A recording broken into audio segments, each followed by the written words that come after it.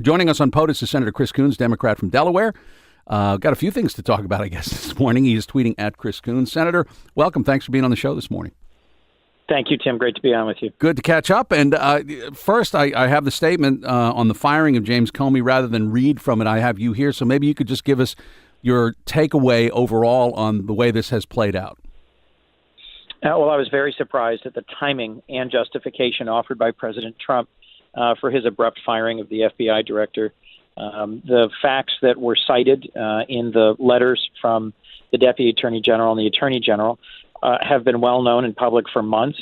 Many have criticized FBI Director Comey for his handling of the Clinton email issue in the course of the campaign. But it strains credibility to suggest that President Trump suddenly decided to fire the FBI director because of his concern over the mistreatment of Hillary Clinton during the campaign. There are as many questions unanswered as answered by this, and I think it's important that we take steps to restore public confidence in the FBI. If President Trump's sole concern was public confidence in the FBI, then why has he for weeks now been tweeting attacks and insults at the investigation into the possibility of Russian collusion in the campaign? That isn't. I'm sorry, we started losing your voice for a second, but I think we got you back. You're a member of Foreign Relations as well as Judiciary. I'm just kind of curious, do you have any conversations with fellow members about what has developed? I don't know if the phones have been burning up or if this has been part of what's been talked about, but just give us a sense of give us the temperature, if you will, of the Senate right now. Well, the Senate's going to go into session at 9:30 this morning. I think you'll see most of us on the floor to hear what our leaders, McConnell and Schumer, have to say. We have a number of hearings today on different committees, including Judiciary, and I'm going to be talking with a number of my colleagues, Republican and Democrat, about what they think is appropriate for next steps. I'm the ranking member of the Oversight Subcommittee of Judiciary, and I'm going to reach out to Senator Sass this morning to see what next steps he would like to take. Several Republican senators last night and this morning have made statements raising concerns about the timing and justification behind this firing, and I think it would be most constructive if we could find a bipartisan path forward.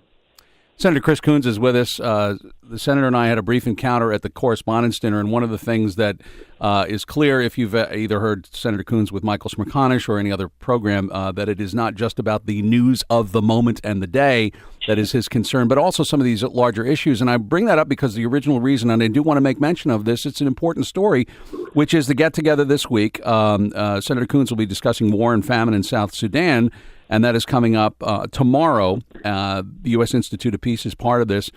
And I wonder if you could give us a little bit of a preview to this, because clearly what has happened in South Sudan is a far cry from the hopes and the expectations when we saw independence there. What is it, the thrust of your discussion tomorrow?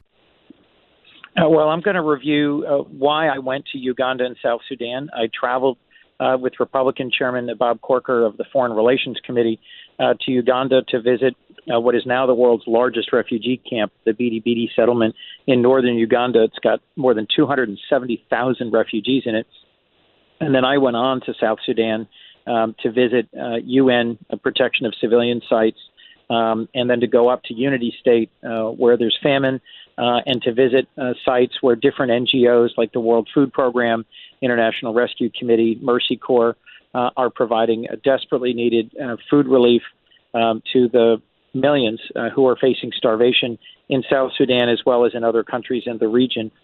I think it's important for Americans to realize that food relief is a key part of our leadership in the world, that folks like Senator Corker and I have proposals for how to make that food relief go farther and be more efficient in its delivery, and that this is a key part of our being a values-based world leader in addressing the challenges in the modern era. Since you were there, can you tell us a little bit about Bidi? It is the world's largest refugee settlement. What did you take away from that?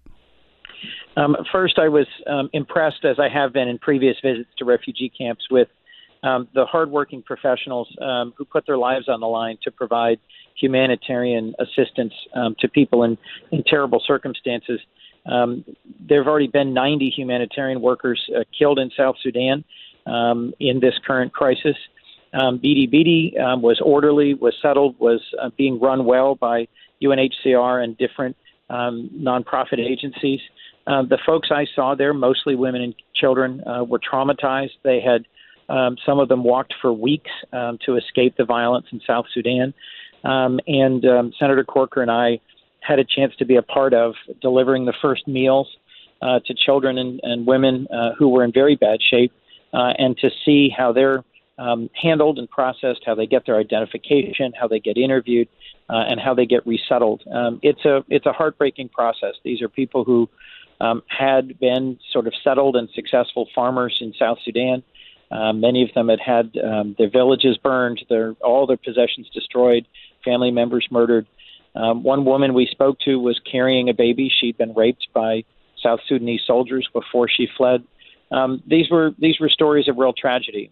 And this is a situation where American assistance provides critically needed hope and food. Senator Chris Coons of Delaware is with us. The president's budget, his proposal, as sketchy as it is, did include some major cutbacks in foreign money, including, USAID. I wonder how you make the case that this is an important investment for America to make. Is it of strategic value? Is it humanitarian? What is your take on that? Well, that is my view, that we need a strong defense partnered with strong diplomacy and development assistance around the world. And we spend less than 1% of our total budget on all foreign assistance, and a much smaller percentage of that on food aid. And I think it's important for Americans to know that it makes a difference, that it is appreciated around the world what we do, and that there are bipartisan groups working together like Senator Corker and myself to propose ways to streamline and make more efficient this delivery of assistance. But listeners don't have to take my word for it. Secretary Mattis, who's the Trump administration's Secretary of Defense, when he was a senior general, testified in front of the Senate that in his view, we have to have development assistance and diplomacy in order for our military to be effective in securing places like Iraq and Afghanistan, and in countries like South Sudan that are fragile and where there's a huge amount of conflict. Our engagement makes a real difference in preventing the rise of extremism and terrorism, and in restabilizing these fractured places in a divided part of the world. Before we go, I would like to ask one more question about the James Comey firing Senator Coons, and that is whether or not there are a lot of Democrats, I think most Democrats would say we need an independent investigation. Some Republicans have seen this. If that were to come about, where would that have to be led? Where would this recommendation come from? How would this proceed in the Senate if this were to be something that the Senate were to come to an agreement on? Well, Tim, my understanding is that under existing law, the Deputy Attorney General could appoint a special counsel and put that special counsel in charge of the FBI counterintelligence investigation into the possibility of collusion between the Trump campaign and Russia. We could also create a special commission, as was done during Watergate, but that would take legislation. And that would require the support, obviously, of Mitch McConnell, who's the Republican majority leader. So far, relatively few Republican senators have called for that. And so I think we have to conduct ourselves in the next couple of days in a way that builds public confidence and that insists on an independent and effective investigation. Look, Russia's assault on our democracy is one of the most important things that's happened in years. And the fact that Russia continues to interfere in the elections of close allies like France and Germany, and will likely interfere in our next elections, should make all of us concerned. All right. Senator Coons, thank you for joining us on POTUS today. I do appreciate the time. Thank you, Tim. That is Senator Chris Coons, Democrat from Delaware, joining us this morning to talk about some of the news of the day, as well as the upcoming event that is taking place tomorrow, 9:30 in the morning at the U.S. Institute of Peace. He will be discussing war and famine in South Sudan at the U.S. Institute of Peace. Senator Coons is tweeting at Chris Coons. Chris